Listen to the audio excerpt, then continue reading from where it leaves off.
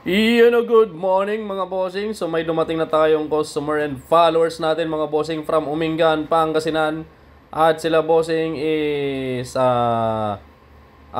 Talavera, Nueva Ecija. Ayan, sila bossing from Talavera, Nueva Ecija at Umingan, Pangasinan. So nandito yung kanilang mga motor, TMX 155. Maagang-maaga silang dumating mga bossing. Ayan, si Kabro kasama ni Kabro from Umingan at si Uncle tiga San Manuel, Tarlac. Okay, check natin yung mga motor nila. Tignan natin kung sinong nauna. At pakinggan muna natin kung anong andar ng TMX 155 ni Kabro. Ito, from Umingan, Pangasinan. Pakinggan muna natin yung andar niya. Ito yung pinakauna-unang dumating. Alright, good morning, Nay. Ayun, may kuliglig. Kuliglig ah.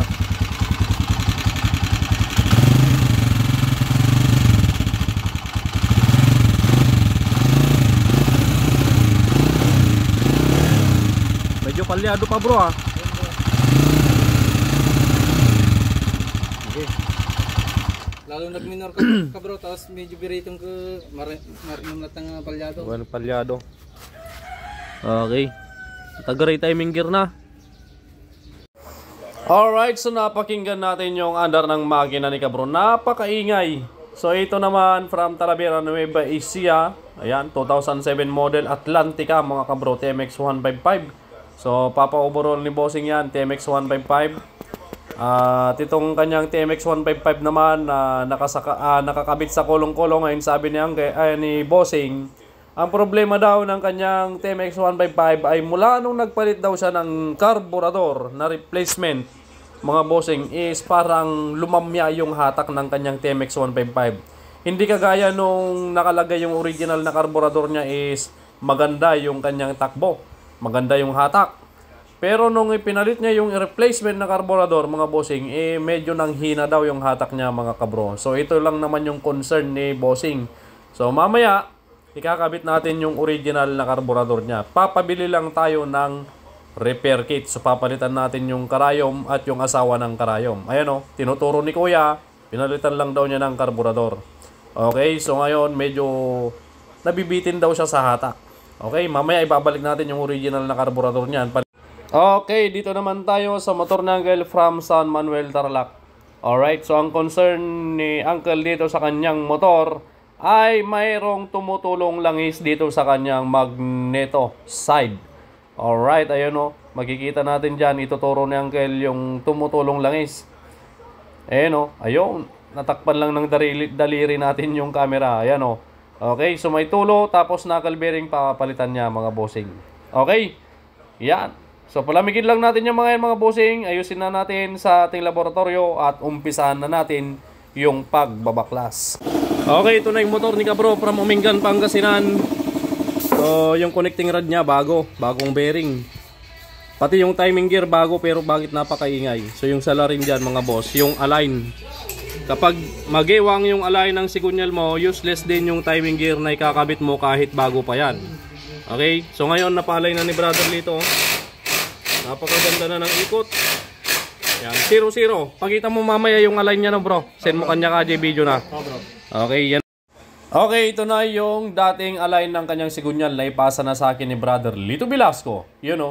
Makikita nyo tong sigunyal sa may bandang kabitan ng timing gear at magneto is napakalakas nga talaga naman ng gewang. Yan, kahit bago yung timing gear mo, kung ganyan kalakas yung gewang, maingay pa rin yung timing gear mo. Kasi iba yung lapat pag umikot mahigpit, pag umikot kakalog. Ayan, so maingay pa rin yung timing gear kahit bago. Kaya dapat ipa-align na muna natin to bago natin lagyan ng bagong timing gear.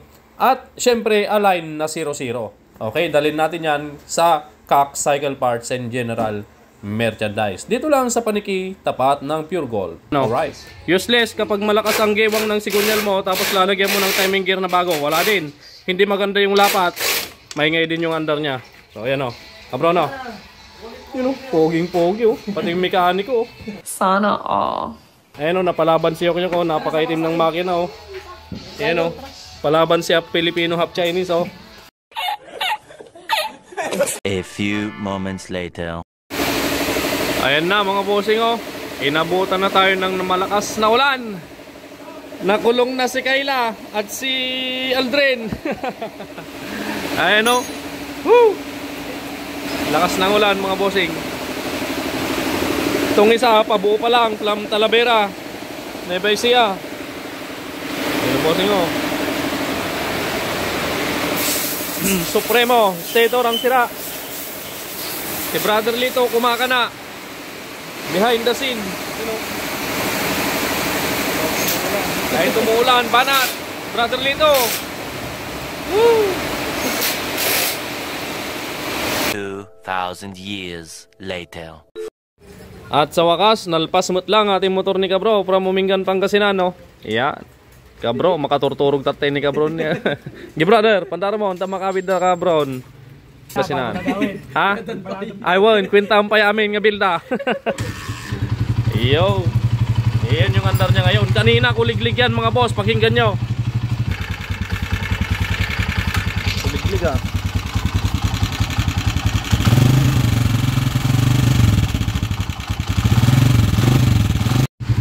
Okay, narinig niyo yung kuliglig. Ito na yung andar niya ngayon.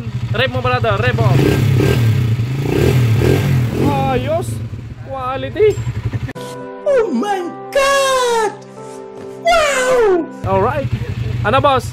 Okay. From Talavera, okay na? Ayan si bossing yung motor niya. Binalik natin yung original na carburetor niya. So nagpalit lang tayo nung karayom tsaka yung asawa ng karayom. Tapos konting adjustment sa ere. Okay na, ano masasabi mo boss? Approve, mas maganda yung takbo. Okay yan, laki mo yung Ayos. Obserban mo na lang kung matakaw yung kain niya o hindi. Yun na lang obserban mo ulit, no boss? Kasi ganun yung issue ng carburetor mo, di ba? Hindi, pero sa palagay ko, mano siya yung tumipid kasi yung minor niya hindi ganyan dati. Oo. Magaspang. Yung dati, bog, ganon, pa isa-isa. Ngayon, pino na parang ganito. Yun o. Alright, dito naman tayo. Motor ni Bossing from Talavera. Yung isang motor niyang nakakabit, nakasakay sa kulong-kulong kanina. Patapos na. Yan. Ito yung hihintayin natin yung andar, kung anong andar niya mamaya. One eternity later. Ayos, makakauwi na rin si kuya. Ito na yung motor niya na nakasakay sa kulong-kulong kanina. Alright.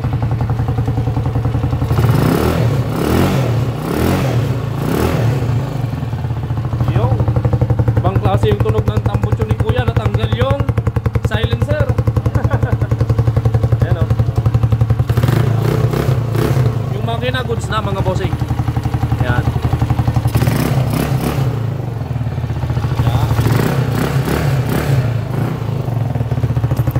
Ayos. May kulong-kulong to kuya? May kulong-kulong. Ay, lalagyan mo pala. Oh, nabili mo lang ba yan? Magkano? 25. Konting kon na lang hilamos sa panlabas oh. Gaganda pa yan. Anong model yan kuya? 2008? 7? Ay, oh. Atlantica model. Oh, sakay na natin. Ito.